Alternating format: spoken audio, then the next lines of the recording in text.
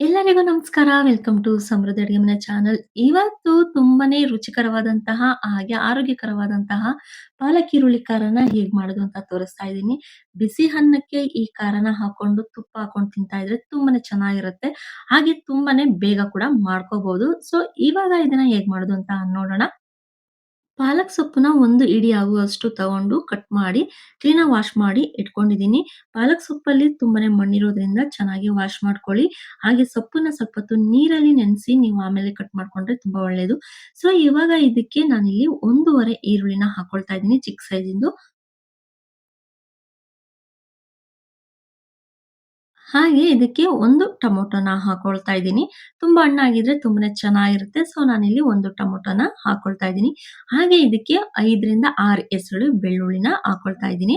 ಹಾಗೆ ಬೆಳ್ಳುಳ್ಳಿ ತುಂಬಾನೇ ಚೆನ್ನಾಗಿರುತ್ತೆ ಟೇಸ್ಟ್ ಕೂಡ ಇದಕ್ಕೆ ಹಾಕೋದ್ರಿಂದ. ಸೊ ಇವಾಗ ಇದಕ್ಕೆ 1 ಸ್ಪೂನ್ ಅಷ್ಟು ಅಚ್ ಖಾರ ಪುಡಿ, ಹಾಗೆ 1 ಸ್ಪೂನ್ ಆಗುವಷ್ಟು ಕಾಶ್ಮೀರ್ ಚಿಲ್ಲಿ ಪೌಡರ್‌ನ ಹಾಕೊಳ್ತಾ ಇದ್ದೀನಿ.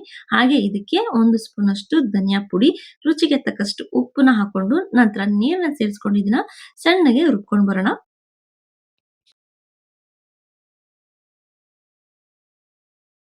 ಖಾರನ ರುಬ್ಕೊ ಬಂದಿದ್ದಾಗಿದೆ. ಸೊ ಕಲ್ಲರ ಕಾಣಿಸ್ತಾ ಇದೆ. ಸೊ ಇವಾಗ ಇದಕ್ಕೆ ಒಂದು ಒಗ್ಗರಣೆನ ಹಾಕೊಳ್ಳೋಣ. ಇವಾಗ ಒಂದು ಪ್ಯಾನ್ ಇಟ್ಕೊಂಡು ಪ್ಯಾನ್ ಕಾಯ್ದ ನಂತರ ಇದಕ್ಕೆ ಸ್ವಲ್ಪ ಎಣ್ಣೆನ ಹಾಕೊಳ್ಳೋಣ. ಖಾರ ಬರೀ ಎಣ್ಣೆಲೆ ಬೇಯೋದ್ರಿಂದ ಸ್ವಲ್ಪ ಎಣ್ಣೆನ ಜಾಸ್ತಿನೇ ಹಾಕೊಳ್ಳಿ. ಎಣ್ಣೆ ಕಾಯ್ದ ನಂತರ ಇದಕ್ಕೆ ಒಂದು ಅರ್ಧ ಸ್ಪೂನ್ ಅಷ್ಟು ಸಾಸಿವೆ, ಹಾಗೆ ಒಂದು ಅರ್ಧ ಸ್ಪೂನ್ ಅಷ್ಟು ಜೀರಿಗೆ, ಹಾಗೆ ಒಗ್ಗರಣೆಗೆ ಮೇನ್ ಇಂಪಾರ್ಟೆಂಟ್ ಕರಿಬೇವು ಸೊಪ್ಪು ಹಾಕೊಂಡು, ನಂತರ ಒಂದು ಅರ್ಧ ಈರುಳ್ಳಿ ಸಣ್ಣಗೆ ಹೆಚ್ಕೊಂಡಿರುವಂಥದ್ದನ್ನ ಹಾಕೊಂಡು, ನಂತರ ಒಂದು 5, 6 ಹೆಸರು ಬೆಳ್ಳುಳ್ಳಿನ ಜಜ್ಜಿ ಹಾಕೊಳ್ಳಿ. ಹಾಗೆ ಇಷ್ಟನ್ನು ಚೆನ್ನಾಗಿ ಫ್ರೈ ಮಾಡ್ಕೋಬೇಕು. ಚೆನ್ನಾಗಿ ಫ್ರೈ ಮಾಡ್ಕೊಳ್ಳೋಣ ಫಸ್ಟು.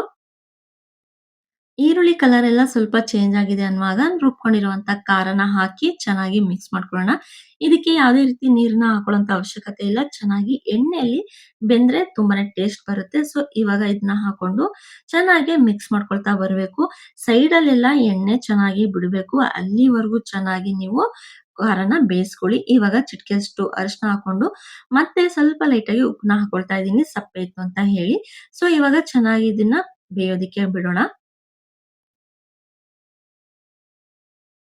ಖಾರ ಎಲ್ಲ ಚೆನ್ನಾಗಿ ಬೆಂದು ಸೈಡಲ್ಲೆಲ್ಲ ಎಣ್ಣೆ ಕೂಡ ಬಿಟ್ಟಿದೆ. ಹಾಗೆ ಕ್ವಾಂಟಿಟಿನೂ ಸ್ವಲ್ಪ ಕಡಿಮೆ ಆಗಿದೆ ಅನ್ನುವಾಗ ನಾವು ಹೆಚ್ಕೊಂಡಿರುವಂತ ಪಾಲಕ್ ಸೊಪ್ಪನ್ನ ಹಾಕೊಂಡು ಚೆನ್ನಾಗಿ ಮಿಕ್ಸ್ ಮಾಡ್ಕೊಂಡ ನಂತರ ಲಿಡ್ ಕ್ಲೋಸ್ ಮಾಡಿ ಇದಕ್ಕೆ ಒಂದ್ 2 ನಿಮಿಷ ಬಿಟ್ರೆ ಪರ್ಫೆಕ್ಟ್ ಆಗಿ ಪಾಲಕ್ ಈರುಳ್ಳಿ ಖಾರ ರೆಡಿ ಆಗುತ್ತೆ.